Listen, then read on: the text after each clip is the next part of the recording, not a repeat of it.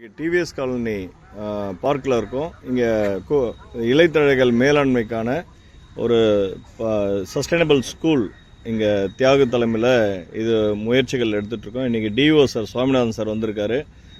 George plus இதுக்கான முதல் கட்ட ஏதோ ஒரு தண்ணியை கரைச்சி ஊற்றுறாங்க. அது என்னன்னு கேட்டுக்கலாம் அவங்கக்கிட்ட. அனைவருக்கும் இனிய பசுமை காலை வணக்கம். இன்று மார்ச் 16 முகப்பேருடைய டிவிஎஸ் காலனி பார்க்கில் நிற்கிறோம்.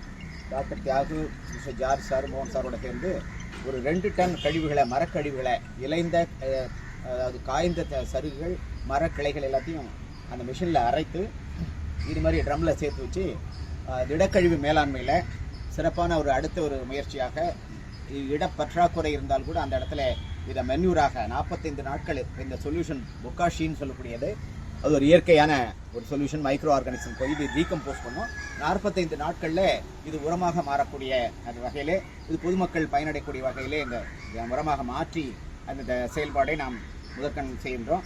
இதை ஒரு கப் போட்டு இதில் ஒரு 4 லிட்டர், அது 10 லிட்டர் அளவில் ஊற்றி டைலூட் பண்ணிட்டோம்னாக்கா, இதை இந்த கழிவுகள் சேமிக்கப்பட்டிருக்கூடிய அந்த ட்ரம்மில் போட்டோம்னாக்கா 45 நாட்களில் இது அனரோபிக் முறையில் இது மென்யூராக உரமாக மாற்றும், இயற்கை உரமாக ஒரு பசுமை வளத்தை சேர்ப்பதற்கு மற்றொரு முயற்சியாக தன்வாளர்கள் மூலமாக இந்த பணி செய்யப்படுகிறது. நன்றி, வணக்கம், மகிழ்ச்சி.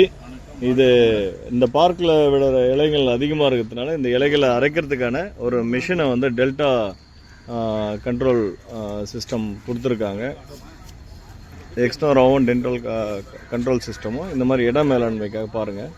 இது எல்லாமே அரைக்கிறதுக்காக காத்திருக்கு. கண்டிப்பாக இதை அரைச்சி மென்யூர் ஆகி அது இலைத்தழைகள் மென்யூர் ஆகிற இலைத்தழைகள் இங்கே நடைபாதைகளில் எல்லாருக்கும் மாடித்தோட்டம் வைக்கிறதுக்கான மென்யூர் கூட இயற்கை உரம் கொடுக்கறதுக்கான வாய்ப்புகளை உருவாக்கும். இது மிக்க மகிழ்ச்சி. தேங்க்யூ ஐயா. நன்றி.